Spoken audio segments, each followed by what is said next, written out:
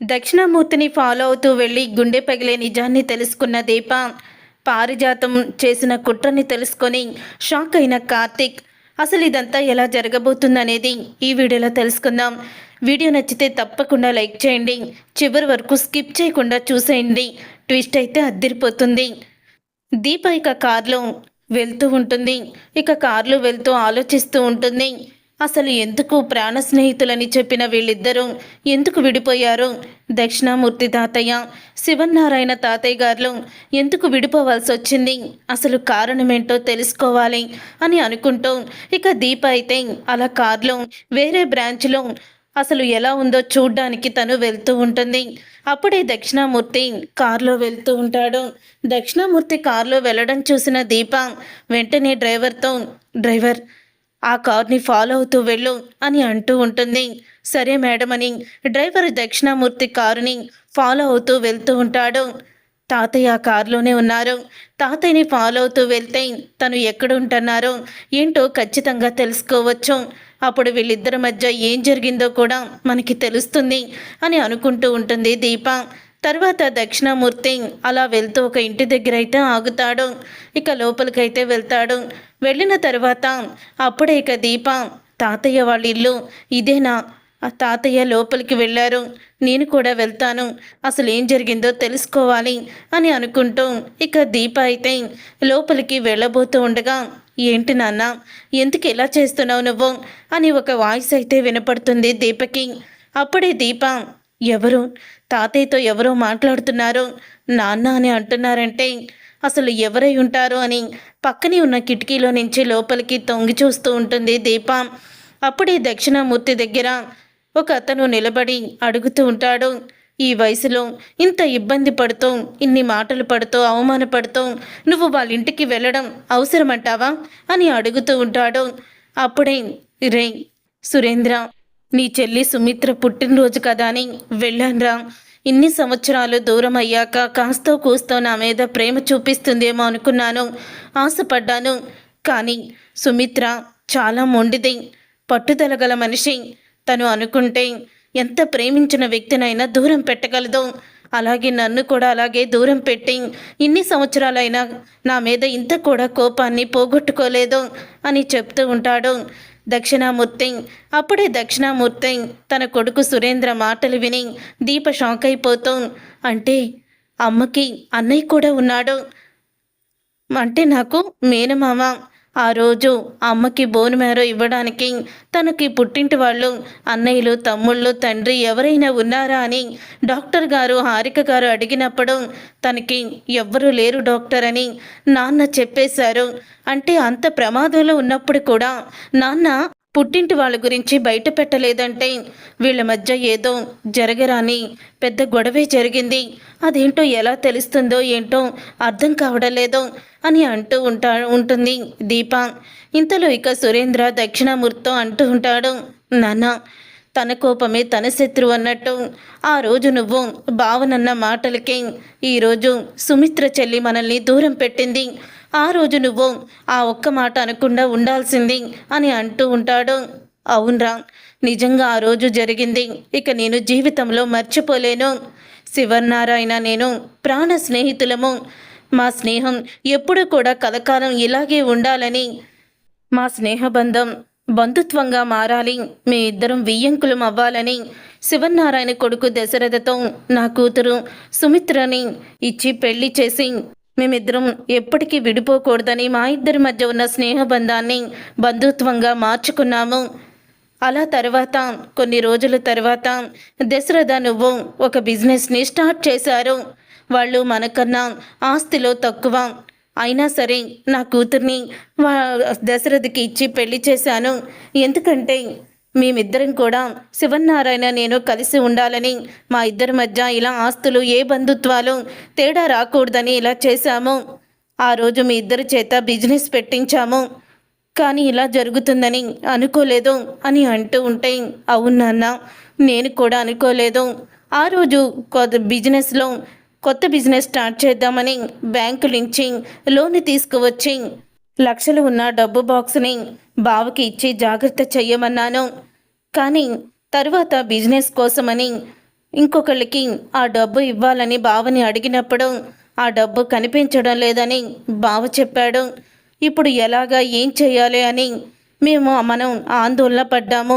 నువ్వేమో తొందరపాటులో మళ్ళీ బ్యాంకు వాళ్ళకి డబ్బు ఎలా కట్టాలనే దిగులుతో బావ మీద నువ్వు కోపాన్ని చూపించావు. అంత అశ్రద్ధ ఏంటి నీకు? అంత డబ్బుని అంత అజాగ్రత్తగా ఎందుకు పెట్టావు? ఒకవేళ ఆ డబ్బుని పెట్టావా లేకపోతే జాగ్రత్తగా అంత డబ్బు ఒకేసారి చూసి ఏమన్నా వాడుకున్నావా? నిజం చెప్పు. వాడుకున్నానంటే నాకేం గొడవ లేదు. నా ఆస్తిలో సగభాగం నా కూతురిదే. ఇక నా కూతురికి అలా ఇచ్చేశానని అనుకుంటాను అని చెప్తూ ఉంటాడు. అప్పుడే దక్షిణామూర్తి ఈ మాట విని ఒక్కసారి శివనారాయణ, ఏంటి దక్షిణామూర్తి, అసలు ఏం మాట్లాడుతున్నావు? అంటే నా కొడుకు మీద దొంగతనం మోపుతున్నావా అని శివనారాయణ దక్షిణామూర్తిని నిలదీస్తాడు. అప్పుడే ఇక శివనారాయణ అడిగిన మాటకి మరి ఏమనుకోవాలి? అంత డబ్బు అజాగ్రత్తగా పోయిందంటే ఎలా నమ్మను? జాగ్రత్తగానే ఉంటాడనే కదా నీ కొడుకు చేతికి నా కొడుకు ఇచ్చాడు. కానీ ఈ దశరథ ఏం చేశాడు? ఆ డబ్బు మాయం చేశాడు. అంత డబ్బు మీ దగ్గర ఉందని ఎవరికి తెలుస్తుంది? కావాలని ఆ డబ్బంతా కూడా కొట్టేసి ఏమీ తెలియనట్టు కనిపించడం లేదని ఇప్పుడు నంగనాచ్ కబుర్లు చెప్తున్నాడు అని దక్షిణామూర్తి కోపంగా ఇష్టం వచ్చినట్లు దశరథని తిడుతూ ఉంటాడు. అప్పుడే ఇక సుమిత్ర, నాన్న ఏం మాట్లాడుతున్నావు నాన్న? ఆయన మీ అల్లుడు గారు, నా భర్త. నువ్వు ఆ విషయం మర్చిపోయి మాట్లాడుతున్నావు అని సుమిత్ర కూడా కోప్పడుతుంది.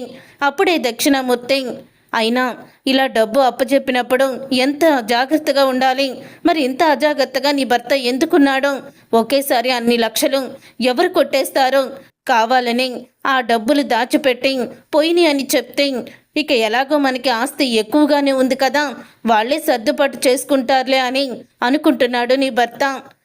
వీళ్ళు మన ఆస్తికి సమానంగా తొలతూగకపోయినా కేవలం శివనారాయణ నా ప్రాణ స్నేహితుడని నిన్ను వాళ్ళ ఇంటి కోడల్ని చేశాను.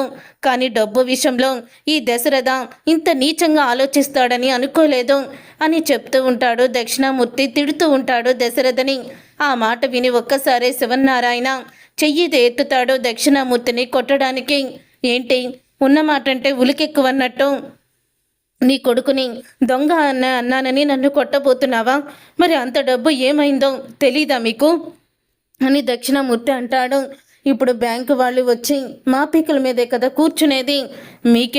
మీకు ఈ ఆస్తి అమ్మినా కూడా సగం కూడా రావు ఆ డబ్బులు. కానీ మా ఆస్తి సగభాగం మొత్తం కూడా ఇచ్చేయాలి, ఆ బాధ నాకుంది అని చెప్తూ ఉంటాడు దక్షిణామూర్తి. నాన్న ఏం మాట్లాడుతున్నావు నాన్న? బావ ఎలాంటి వాడో మనకి తెలీదా? బావ గురించి నువ్వు అలా మాట్లాడుకో. బావ ఆ డబ్బులు తీసి ఉండడం ఏం జరిగిందో మొత్తం కూర్చొని ఆలోచిద్దాము. అసలు ఆ డబ్బులు ఎక్కడికి పోయాయో మనం ఆలోచించుకోవాలి కదా అని అంటూ ఉంటే ఇక ఆలోచించేది ఏమీ లేదురా. నాకు తెలిసి ఆ డబ్బులు మీ బావే కొట్టేశాడు. ఇక ఈ సుమిత్రకి సగం ఆస్తి రాసేశానని ఇక నేను ఆ డబ్బులు వదిలేస్తాను అని అంటూ ఉంటే నాకేమీ అవసరం లేదు నాన్న. నా భర్త డబ్బులు కొట్టేశాడంటే నేనెందుకు నమ్ముతాను? నీ ఆస్తి అవసరం లేదు, నువ్వు అవసరం లేదు, అసలు నాకు పుట్టిల్లే లేదనుకుంటాను అని సుమిత్ర అంటుంది. నా భర్తని దొంగ అని ముద్ర వేసి అవమానిస్తూ ఉంటే నేను ఎలా ఊరుకుంటాను నాన్న అని దక్షిణామూర్తిని నిలదీస్తుంది సుమిత్ర. అప్పుడే ఇక దక్షిణామూర్తి, ఏంటి పెళ్ళయ్యి కనీసం 3 నెలలు కూడా కాలేదు, అప్పుడే నీకు పుట్టిల్లు అవసరం లేదా? మొగుడే ఎక్కువైపోయాడా అని అడుగుతూ ఉంటాడు దక్షిణామూర్తి. అవునన్నా, చావైనా బ్రతికైనా నా భర్తతోనే. దయచేసి మీరు ఇక్కడి నుంచి వెళ్ళండి. ఇక మీకు నాకు ఎటువంటి సంబంధం లేదు.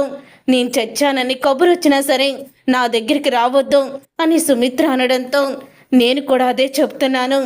నేను పోయాను అని వార్త నీ దగ్గరికి వచ్చినా నువ్వు కూడా నా గుమ్మం మెట్టు ఎక్కడానికి వీల్లేదు అని దక్షిణామూర్తి కోపంగా సురేంద్రను తీసుకొని వచ్చేస్తాడు.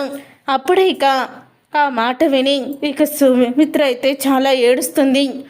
ఇదే కదా నాన్న జరిగింది. ఆ రోజు నువ్వు నోరు అదుపులో పెట్టుకుని ఉంటే ఇదంతా జరిగేది కాదు అని అంటూ ఉంటాడు సురేంద్ర. అప్పుడే ఇక దక్షిణామూర్తి, నీ చెల్లెలేమన్నా తక్కువరా? అది కూడా చూసావా ఎలా మాట్లాడిందో? నాకు పుట్టిల్లే లేదనుకుంటాను అంటూ ఎంత పంతంగా కూర్చుంది అని అంటూ ఉంటాడు దక్షిణామూర్తి. అప్పుడే ఇక మంతా విని దీప, అంటే వీళ్ళ మధ్య జరిగిన గొడవ ఇదేనమాట. అని షాక్ అయిపోతూ ఉంటుంది. నీకు లాంటిదే నీ పోలికలే చెల్లికి కూడా వచ్చాయి, అందుకే అది కూడా అలా మాట్లాడింది. అయినా ఏ భార్య భర్తని అవమానిస్తూ ఉంటే, దొంగ అని అంటూ ఉంటే ఏ భార్య ఓర్చుకోగలదు నాన్న? ఓర్చుకోలేదు కదా అని చెప్తూ ఉంటాడు సురేంద్ర. ఇక దీపకి అప్పుడే ఇక కార్తీక్ అయితే ఫోన్ చేస్తూ ఉంటాడు. ఇక కార్తీక్ ఫోన్ చేయడంతో దీప బయటికి వచ్చి ఇక కారులో ఎక్కి, బాబా నీతో మాట్లాడాలి, నీ చెప్పిన ప్లేస్కి రా అని అంటుంది దీప. అప్పుడే కార్తీక్ అయితే వస్తాడు. ఏంటి దీప ఇక్కడికి రమ్మన్నావు అని అడుగుతూ ఉంటే, ఏం లేదు బావా, అసలు దక్షిణామూర్తి తాతయ్యకి శివనారాయణ తాతయ్య గారికి ఎందుకు గొడవ జరిగిందో నాకు తెలిసింది అని అంటూ ఉంటుంది దీప. అవునా, ఏం జరిగింది దీప అని అడుగుతూ ఉంటాడు కార్తీక్. అసలు ఎలా తెలుసుకున్నావు అని అనడంతో, తాతయ్య కారు ఫాలో అవుతూ వాళ్ళ ఇంటికి వెళ్ళాను. అప్పుడే మా మేనమావని చూశాను, ఆయన పేరు సురేంద్ర. అప్పుడు తాతయ్య మావయ్య ఇద్దరు కూడా మాట్లాడుకున్నారు గతం గురించి. అప్పుడే నిజం తెలుసుకున్నాను. ఏదో డబ్బుల బాక్సు బిజినెస్ కోసమని నాన్న చేతికి మావయ్య ఇచ్చాడట. ఆ డబ్బులు ఉన్న బాక్సు మిస్ అయిపోయింది. ఆ డబ్బులు నువ్వే దొంగతనం చేశావని తాత నాన్నని ఇష్టం వచ్చినట్లు తిడితే అప్పుడు పెద్ద గొడవ అయిపోయి వీళ్ళు విడిపోయారని మొత్తం జరిగిందంతా కూడా చెప్తుంది దీప. ఇక దీప మాటలు విని అప్పుడే ఇక ఒక్కసారి కార్తీక్ షాక్ అయిపోతూ ఉంటాడు. మరి ఆ డబ్బులు ఏమైనట్టు అది తెలిసిందా అని అంటూ ఉంటే, ఆ డబ్బులు ఏమయ్యాయి కూడా వాళ్ళు ఇంకా ఎవరు పట్టించుకోలేదంట బావా. మనం గొడవ పెట్టుకొని వచ్చేసాం కన్నా, ఆ తర్వాత డబ్బులు ఏమైపోయాయా అని మనం ఇంత కూడా ఆలోచించలేదు. ఆ డబ్బులు ఎవరు తీశారో ఎంక్వైరీ చేసుంటే పరిస్థితి ఇక్కడి దాకా వచ్చేది కాదు అని మావయ్య అనడం నేను విన్నాను. అంటే ఆ డబ్బులు ఎవరు తీశారో నాకు కూడా అర్థం కావడం లేదు బావా. అసలు ఆ రోజు ఏం జరిగిందో నాన్నని అడిగి తెలుసుకుందాము అని దీప చెప్తూ ఉంటే, సరే మావయ్యని అడిగి నేను తెలుసుకుంటాను, నువ్వు కంగారు పడి ఎటువంటి నిర్ణయాలు తీసుకోవద్దు. ఎందుకంటే నువ్వు ఆ కుటుంబాన్ని దగ్గర చేయాలంటే నువ్వు ఈ కుటుంబానికి దూరం అవుతావు. ఇదే దొరికింది సందన్నట్టు జ్యోత్స్న రెచ్చిపోతుంది. కాబట్టి నువ్వు ఏది చెయ్యాలనుకున్నా నాతో చెప్పి ఆలోచించి చెయ్యి అని కార్తీక్ అయితే చెప్తాడు. తర్వాత కార్తీక్ ఇంటికైతే వెళ్తాడు. వెళ్ళిన తర్వాత అప్పుడే కార్తీక్ జేబులో అయితే జ్యోత్స్న ఫోను ఉండిపోతుంది. ఇదేంటి, అవును ఈ మేడం ఫోన్ నా జేబులో ఉంది, ఈ ఫోను తనకే ఇచ్చేద్దామని రూమ్కి అయితే వెళ్తాడు.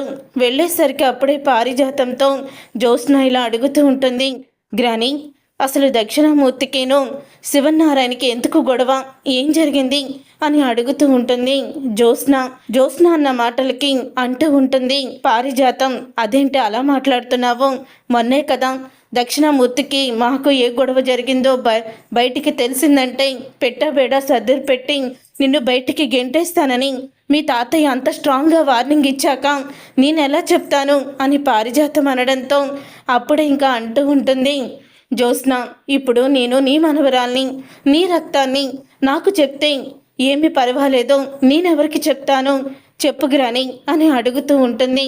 అప్పుడే కార్తీక్ వాళ్ళిద్దరి మాటలు వింటూ ఉంటాడు. ఆ రోజు మీ నాన్నకి ఆ దక్షిణామూర్తి కొడుకు ఒక డబ్బులు ఉన్న బాక్స్ ఇచ్చాడు. దాంట్లో దాదాపు ఒక 20 లక్షలు 30 లక్షల దాకా ఎక్కువ క్యాషే ఉంది. ఆ క్యాష్ మాయమైపోయింది. దాంతో మీ నాన్న ఆ క్యాష్ని దాచిపెట్టి అబద్ధం ఆడుతున్నాడని అలా 2 కుటుంబాలకి మధ్య చాలా పెద్ద గొడవే జరిగింది అని అంటూ ఉంటుంది పారిజాతం. అవునా, అయితే ఈ గొడవకి నువ్వే కర్త క్రియ కర్మ అన్నీ అయ్యుంటావే అని జ్యోత్స్న అనడంతో ఒకేసారి షాక్ అయిపోతూ ఉంటుంది పారిజాతం. ఏం మాట్లాడుతున్నావే నువ్వు, నాకేం తెలుసు, నాకేం తెలీదు అని అంటూ ఉంటే, గ్రాని ఎవరి దగ్గర ఏం చెప్తున్నావు, నేను నీ బ్లడ్ గ్రాని, నీ గురించి నాకు తెలీదా, మనం ఇద్దరి కూడా దొంగ తెలివితేటలే కదా అని అంటూ ఉంటుంది జ్యోత్స్న. అమ్మో నువ్వు మామూలు దానివి కాదే, ఇట్టే పసిగట్టేశావు అని పారిజాతం అంటూ ఉంటుంది. అప్పుడే కార్తీక్ ఆ మాట విని షాక్ అయిపోతూ ఉంటాడు. అంటే నువ్వే కదా ఆ డబ్బు దాసేసి ఈ గొడవ జరగడానికి కారణమయ్యావు అని అడుగుతుంది జ్యోత్స్న. అవునే, నేనే ఆ డబ్బు దాచేశాను అని పారిజాతం నిజాన్ని ఒప్పుకుంటుంది. ఇక పారిజాతం అలా చెప్పడంతో, ఎందుకు గ్రాని, ఎందుకు వాళ్ళిద్దరి మధ్య గొడవలు ఎందుకు పెట్టాలనుకున్నావు నువ్వు అని అడుగుతుంది జ్యోత్స్న. ఎందుకంటే ఈ ఇంట్లో నా స్థానాన్ని పెంచుకోవడానికే నేను అలా చేయాల్సి వచ్చింది. ఎందుకో తెలుసా, మీ తాతని బుట్టలో వేసుకుని మీ తాతని రెండో పెళ్లి చేసుకున్నాను. కానీ తరువాత మీ తాత నన్ను పెళ్లి చేసుకున్న మాటే కానీ నాతో ఎప్పుడూ కూడా ప్రేమగా ప్రవర్తించలేదు. ఎప్పుడు ఆ దక్షిణామూర్తితోనే కలిసి తిరిగేవాడు. ఆ దక్షిణామూర్తి, మీ అత్త కాంచన, ఇక మీ అమ్మ దశరథ, ఆ సురేంద్ర భార్య, వీళ్ళందరూ కూడా కలిసి ఉండేవాళ్ళు. నన్ను చీపురు పుల్లలాగా పక్కన పడేసేవాళ్ళు, కరివేపాకులాగా అడ్డంగా తొలగించేసేవాళ్ళు. అదే నాకు నచ్చలేదు. అందుకని వాళ్ళ మధ్య ఉన్న బంధాన్ని తెంచేయాలని నేను ఈ ప్లాన్ చేశాను అని చెప్తుంది పారిజాతం. మీ అమ్మమ్మి ఇంట్లో అడుగు పెట్టాక నా దగ్గర ఉండాల్సిన తాళం చేతులను, ఇంటి పెత్తనాన్ని మీ అమ్మకి అప్పచెప్పాడు మీ తాత. అప్పటి నుంచి మీ అమ్మని ఒక దేవతలాగా చూసుకునేవాళ్ళు. నన్ను పని మనిషి స్థానంలోనే ఉంచేశారు. అందుకనే ఆ సుమిత్ర పుట్టిల్లు చూసుకొని చెలరేగిపోయేది. సుమిత్రకి పుట్టిల్లు లేకుండా చెయ్యాలని నేను ఇదంతా చేశాను అని పారిజాతం దక్షిణామూర్తి విషయంలో తను చేసిన కుట్రని బయట పెడుతుంది. అప్పుడే జ్యోత్స్న, గ్రాని, నిజంగా నువ్వు నేను ఒకరికొకరు భలే మ్యాచ్ అయ్యామో. నేను మనసులో ఎలాగైతే ఊహించుకొని గొడవలు పెడుతుంటానో, కుట్రలు చేస్తుంటానో, నువ్వు కూడా నాకులాగా ఆలోచించి కుట్రలు కుతంత్రాలు బాగానే చేశావు అని అంటూ ఉంటుంది జ్యోత్స్న. మరేం చేయమంటావే? అప్పుడు అలా అనుకున్నాను, చేశాను. మొత్తానికి నా ప్లాను సక్సెస్ అయ్యింది. ఆ దక్షిణామూర్తి, శివనారాయణ ఇద్దరు ఒకరికొకరికి పెద్ద గొడవైపోయి చివరికి నాకు పుట్టిల్లు లేదు, కన్న తండ్రి లేడు అని మీ మమ్మీ ఇక అప్పటి నుంచి ఒక్కసారి కూడా వాళ్ళ నాన్న పేరు కానీ ఊసు కానీ ఎత్తకుండా పుట్టింటికి వెళ్లకుండా ఇక్కడే ఉండిపోయింది. అప్పటి నుంచి కాంచనకి ఎక్కువగా మీ అమ్మకి స్నేహం కుదిరింది అని చెప్పుకొస్తూ ఉంటుంది పారిజాతం. అమ్మ పారు, మొత్తానికి కుటుంబంలో కోడలుగా అడుగుపెట్టి మా తాత కుటుంబాన్ని ఏ విధాలుగా నాశనం చేయాలో అన్ని విధాలుగా నాశనం చేస్తూనే వచ్చావు. ఇన్ని తప్పులు చేసిన నిన్ను తాతయ్యకి తెలిస్తే మామూలుగా ఉండదు. నడి రోడ్డు మీద నువ్వు నీ మనవరాలు నిలబడాల్సిందే. నువ్వు చేసిన తప్పులని నీ నోటితోనే బయట పెట్టిస్తాను, చూస్తూ ఉండు అని అంటూ కార్తీక్ అయితే చెప్తాడు. అప్పుడే ఇక కార్తీక్ అయితే దీప దగ్గరికి వెళ్ళి దీపతో జరిగిందంతా చెప్తాడు. అంటే పారిజాతం గారే ఇదంతా చేశారా అని షాక్ అయిపోతూ ఉంటుంది దీప. అవును దీప, ఇదంతా చేసింది పారుని. కేవలం ఇంట్లో స్థానాన్ని తను పెంచుకోవడానికి మా అత్తని పుట్టింటికి దూరం చేసింది, ప్రాణ స్నేహితులను విడదీసింది, ఒక ఆడపిల్లకి పుట్టింటి లేకుండా చేసింది. అసలు పారిజాతం గారు ఇవన్నీ తప్పుల మీద తప్పులు చేసి ఏం సాధిస్తారు? జ్యోత్స్నాను కూడా అలాగే తయారు చేసింది. అసలు దాసు మావయ్య ఇలాంటి దుర్మార్గులు కడుపున ఎలా పుట్టాడు బావా, నాకేం అర్థం కావడం లేదు అని అంటూ ఉంటే, నువ్వు చెప్పింది కరెక్టే. నిజంగా దాసు మావయ్య ఎంత మంచివాడో, వీళ్ళిద్దరూ అంత దుర్మార్గులు. దాసు మావయ్య ఏ జన్మలో ఏ పాపం చేసుకున్నాడో, ఒకరు తల్లిగా ఒకరు కూతురుగా పుట్టి ఆయనకి కష్టాల్ని సమస్యల్ని తీసుకొస్తున్నారు. కాశీ, దాసు మావయ్య వీళ్ళిద్దరూ ఒక పోలికలతో ఉంటారు. ఈ జ్యోత్స్న, ఈ పారు ఇద్దరు కూడా ఒక పోలికలతో ఉంటారు. వీళ్ళిద్దరూ చేసే పనులు ఎదుటి వారిని నాశనం చేయడానికి ఉంటాయి. మనం బాగుపడాలి, ఎదుటి వాళ్ళు నాశనం అయిపోవాలి, వాళ్ళ ఏడుపుని మనం సంతోషంగా మార్చుకోవాలనే మనస్తత్వంతో ఉన్నారు. కానీ ఎప్పటికైనా గెలిచేది న్యాయమే. వీళ్ళు చేసిన మోసాలు అన్నీ కూడా బయటపడతాయి అని కార్తీక్ అయితే అంటూ ఉంటాడు. ఇప్పుడు మనం ఏం చేయాలి బావా, వీళ్ళని ఎలా కలపాలి అని అడుగుతూ ఉంటుంది దీప. నేను అదే ఆలోచిస్తున్నాను దీప, కానీ ఖచ్చితంగా మళ్ళీ పూర్వ వైభవాన్ని తీసుకొస్తాను, అత్తకి పుట్టింటిని దగ్గర చేస్తాను అని కార్తీక్ అయితే చెప్తాడు. చూసారుగా ఫ్రెండ్స్, మరి రాబోయే రోజుల్లో సుమిత్రకి తన పుట్టింటిని కార్తిక్ ఎలా దగ్గర చేసి పారిజాతానికి షాక్ ఇస్తాడు అనేది రాబోయే కథలో తెలుసుకుందాం. ఈ వీడియో కనుక మీకు నచ్చితే తప్పకుండా వీడియో లైక్ చేసి ఛానల్ని సబ్స్క్రైబ్ చేసుకొని పక్కనే ఉన్న గంట సింబల్పై ఆల్ అని క్లిక్ చేయండి.